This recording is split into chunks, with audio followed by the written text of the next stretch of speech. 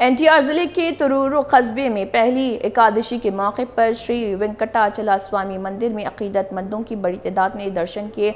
भक्तों ने अच्छी बारिशों, भरपूर फसलों और सबके लिए खुशहाली व सुकून की दुआ मांगी। मंदिर के चेयरमैन प्रीतम श्रीनिवास राव और इंतजामी कमेटी के अरकान ने कतारों में आने वाले भक्तों की सहूलत के लिए खुसूसी निगरानी की। दूसरी जानिब SI करनी की क़यादत में पुलिस ने सख्त हिफाजती इंतजाम किए ताकि दर्शन के दौरान किसी किस्म की परेशानी पेश न आए।